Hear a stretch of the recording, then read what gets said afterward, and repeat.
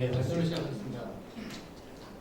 저희 조의 프로젝트 이름은 하드라이고요. 저는 팀장 이형우라고 합니다. 조원, 정문동이라는과 함께했습니다. 저희 팀 이름은 엠코제즈 컴바인이라는 뜻이고요. 뜻은 뮤직코드들의 결합이라는 뜻입니다. 음악의 삼촌들을 뜻하고 있습니다.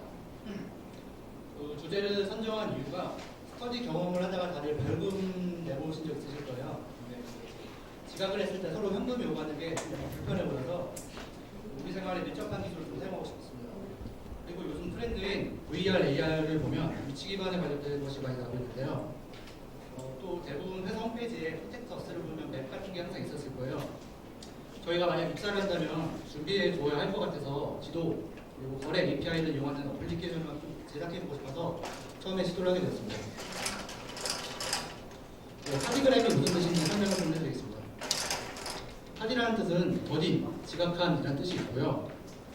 그램은 모뎀이라는 뜻도 있지만 다른 뜻으로는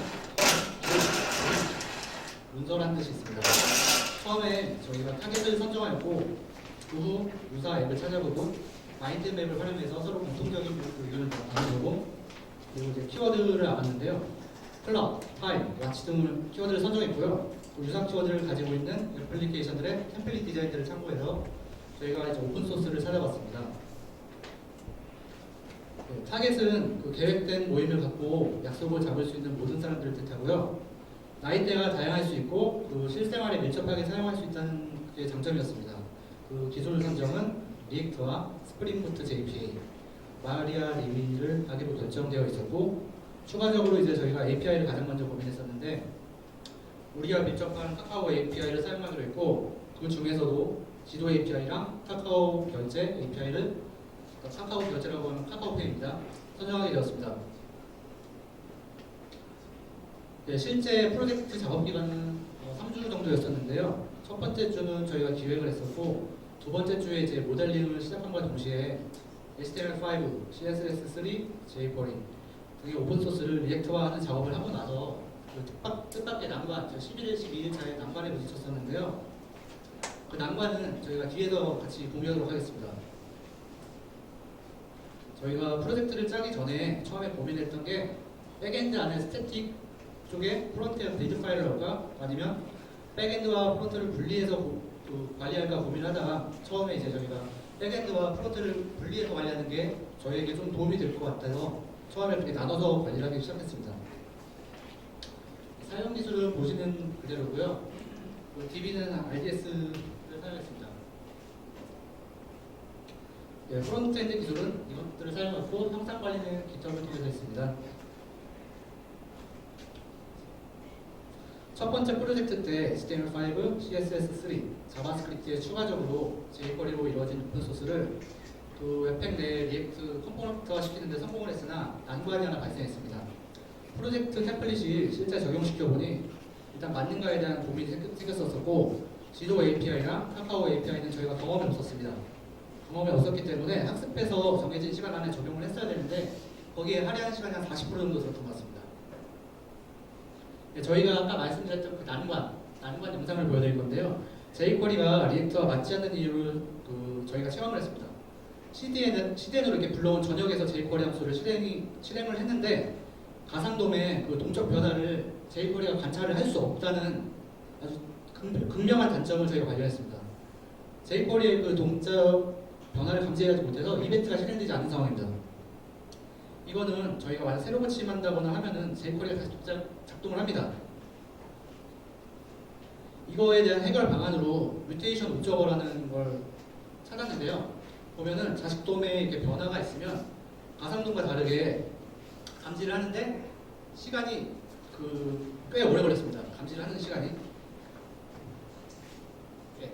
혹시 궁금하신 분들 계시면 제 GitHub인데요. 여기에 그 소스를 올려놨거든요. 올려놨는데 이 주소로 가셔서 다운받으시면 됩니다.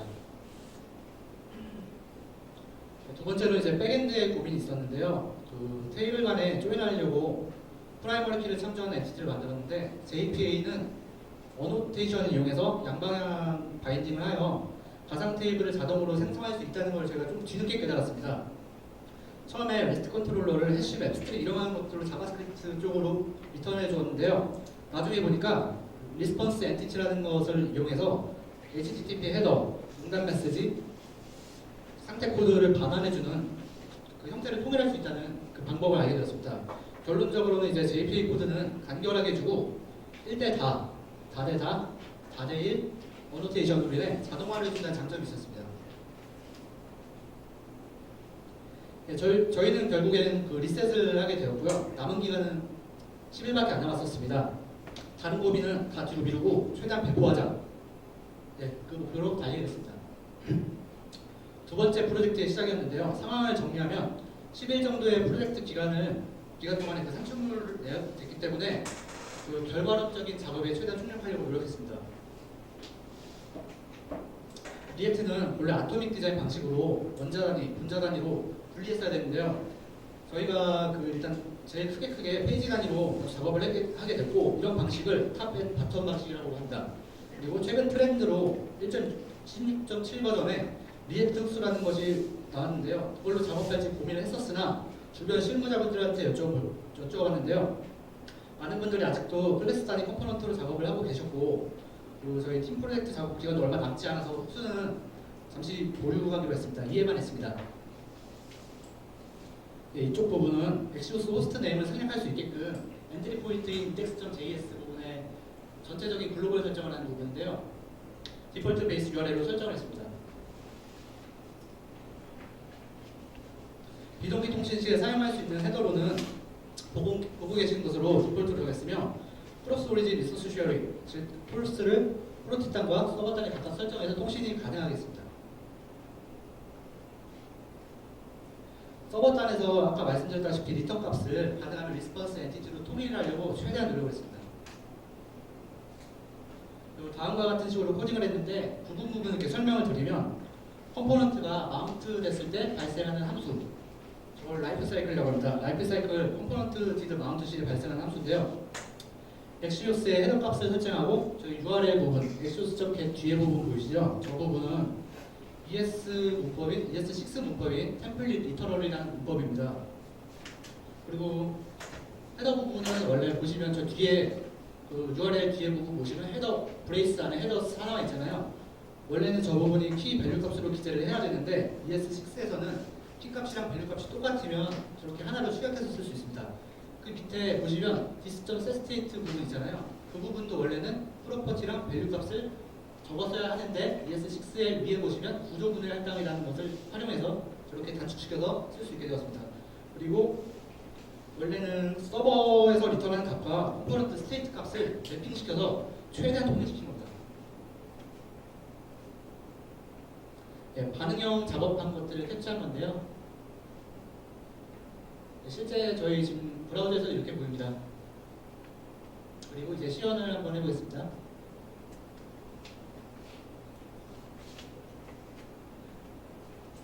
예, 저희 아이디, 폰, 이메일 그 인풋 값들에 대해 따로따로 이제 밸리데이션 함수를 만들어 유효성 체크를 했습니다. 그리고 또한 달력 부분은 데이터 피커라는 플러그인을 사용했고요. 서버에서 JPA, CIOD 레파지토리가 제공해주는 세이브 메소드를 사용해서 회원가입을 실시했고, 앞전에 설명드린 리스폰스 엔티티를 활용하여 그 리턴 값을 프론트 단의 JSON 형태로 바꿀 수 있게끔 해주었습니다. 그리고 데이터베이스에서도 한글 데이터를 입력할 수 있게 캐릭터 셋인 UTF-8을 설정을 하였습니다. 네, 회원가입이 된 상태고요. 로그인 클래스 안에 그 컨스트럭터 내부에 스테이트를 초기화해 두고 사인인 버튼을 만약에 클릭할 때 스테이트 값을 클릭 이벤트가 발생한 순간 엑시오스 서버 통신이 일어나고 그 서버에서 그 통신에서 받은 값을 JPA CIOD 레파지토리가 제공해주는 find by id 메소드를 써서 DB에 있는지 없는지 먼저 체크를 하고 DB의 레코드 값과 일치하면 프론트 단의 리턴에서 로컬 스토리지의 get item 메소드를 사용해서 입력을 하게 되었습니다. 예, 메인 페이지는 설명은 좀 나중에 해드리고 넘어가겠습니다. 방을 먼저 만들어볼까요? 네, 지금 보시는 입력 항목들 이제 처음에 타이틀이고요. 두 번째는 이제 카테고리 이런 식의 제목들이 있는데 이걸 배열 값에 담았습니다. 보통 현업에서 이렇게 부분 분리해야 되는 조건문인 입부문을 많이 쓰는데 저희가 판단했을 때는 동등한 상황이기 때문에 스위치문을 써서 사용을 했었고요. 그 아래 이 나오는 화면이 달라지게끔 부분으로 렌더링해서 달라지는 화면입니다. 동기적으로 화면이 변화하는 게 아니라 부분적인 렌더링이 일어나는 상황입니다. 데이터 피커를 사용해서 날짜 그리고 시간을 선택할 수가 있습니다. 모임 설명 값을 입력해 주시면 넓은 부분은 숫자로만 입력할 수 있게끔 정규 표현식을 사용했습니다. 다음 비밀번호 값을 입력하면 카카오맵 API를 사용해서 지도 위치를 검색하고 마커가 표시될 수 있게 했으며 마커를 선택하고 석세스 버튼을 누르면 위도, 경도, 정보를 포함한 지금까지 입력했던 스태틱 값을 서버에 전송합니다. 근데 만약에 이때 저희가 사이버머니인 유저가 가지고 있는 카드 캐시라는 게 벌금 금액보다 작거나 같으면 유저의 캐시가 모자란 상황이기 때문에 유저 프로필 컴포넌트 쪽으로 이동합니다. 이 페이지는 유저 프로필 페이지인데요. 컴포넌트가 마운트드 될 때 API 블록이 적합한 라이프 사이클인 컴포넌트 디드 마운트를 사용해서 서버 측에 엑시오스 겟 방식으로 로컬 스토리에 있는 아이디를 서버에 전달해서 DB를 조회한 후 해당 아이디의 기본적인 정보와 아래쪽을 보시면 개설 중인 모임방, 참여 중인 모임방 등을 리턴해서 테이블만에 조인한 내용을 레코드를 받기 위해서 JPK를 사용했습니다. 핵심 기능으로는 카카오페이 API가 있는데요. 저희 페이지 사이버머니인 카드캐시 충전을 위해 카카오페이 API 구동을 먼저 보시겠습니다. 값의 전달이 성공하면 화면 전환이 일어나고 QR코드나 개인정보를 입력하면 카카오톡 어플리케이션 메시지가 옵니다.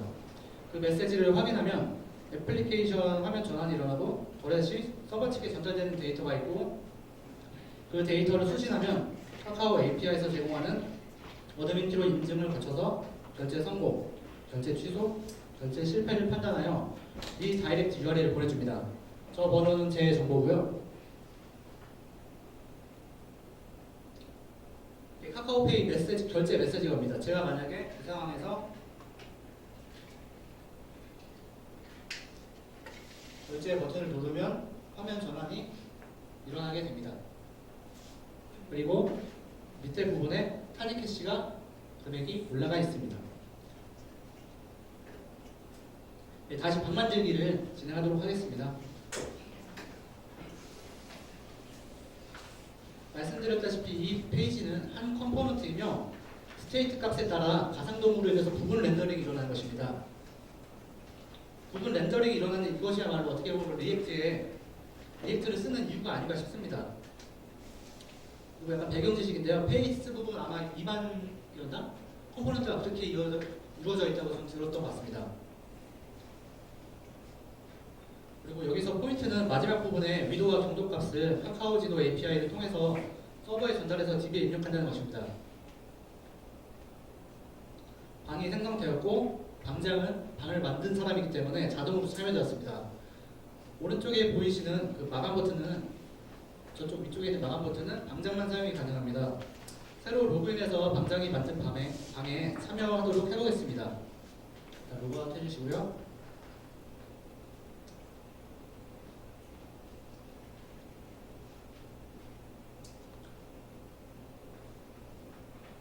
일단 메인 페이지 한번 봐주실까요? 리스트를 한번 봐주세요. 룸 리스트 화면인데요. 이 부분은 스테이트는 방 리스트를 담을 그 어레이 리터럴을 초기화시켜놨고요. 컴포넌트가 마운트 됐을 때 엑시오스로 리스트를 받아와서 불변성을 뜻하는 이뮤터블에 따라 원래는 배열에는 푸시를 해야 그 배열 값이 추가가 되는데요. 그게 아닌 맵 메서드를 사용했습니다. 방을 입장하겠습니다.